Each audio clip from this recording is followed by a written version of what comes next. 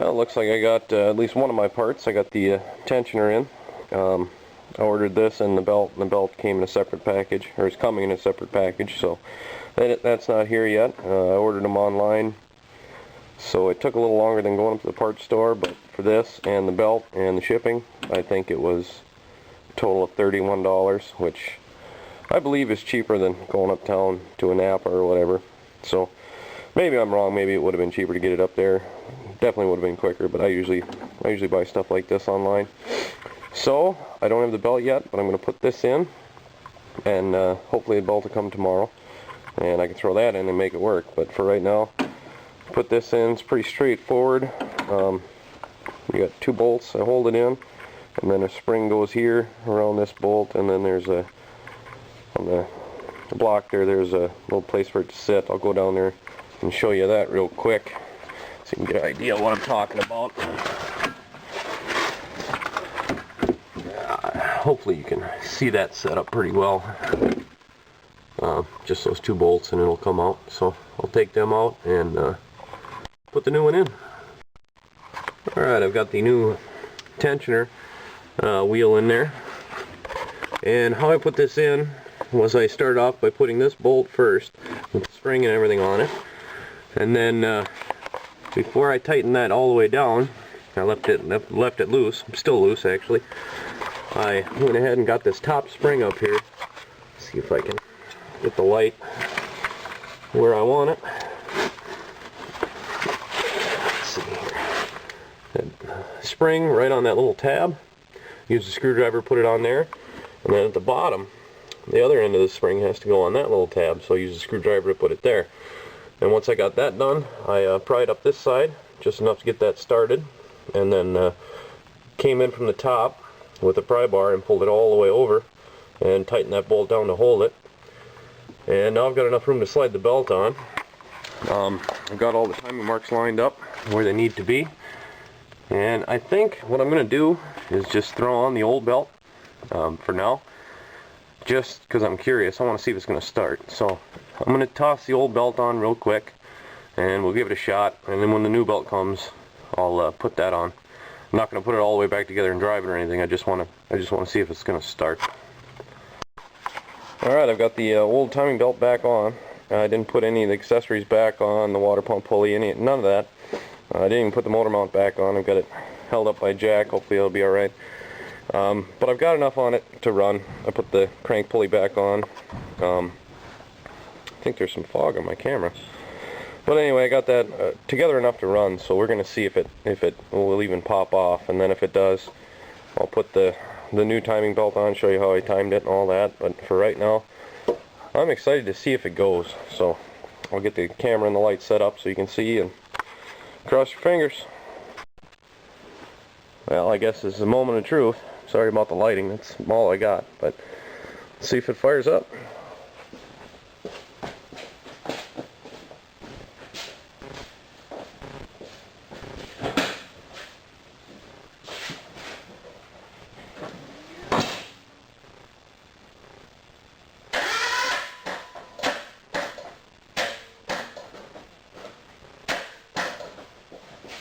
Well, that's not good. I wonder if my battery's dead or something. Or if I didn't do it right. Well, I guess there's only one way to find out. I can turn it over by hand just fine, so let me just take a quick peek at it and see what we can do. Well, this doesn't seem to be good. I've gone ahead and I've double checked the timing. I took the whole belt off and retimed it and did everything, and I get the same result, which is not good. So I'm going to go inside, look over the book again, make sure I'm timing it right, which I think I am, but I'll triple check, and let's try it one more time. But I'm thinking if it's locking up like that, I may have a bent valve that's hanging into the cylinder.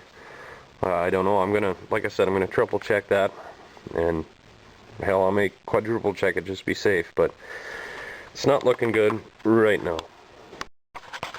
Well, I think my worst fear may have happened. I've put this belt on 4 or 5 times now, and it's, as far as I can tell, it's timed perfectly.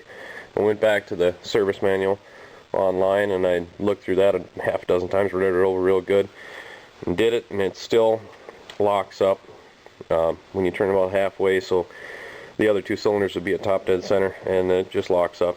No matter if you turn it clockwise or counterclockwise, locks up in the same spot. So what I'm going to do real quick, just to verify, is pull these rocker shaft bolts out, pull the rocker arms off, and I should be able to spin it. If I screwed something up, all the valves should be all the way up, and I should be able to turn that crank all day long.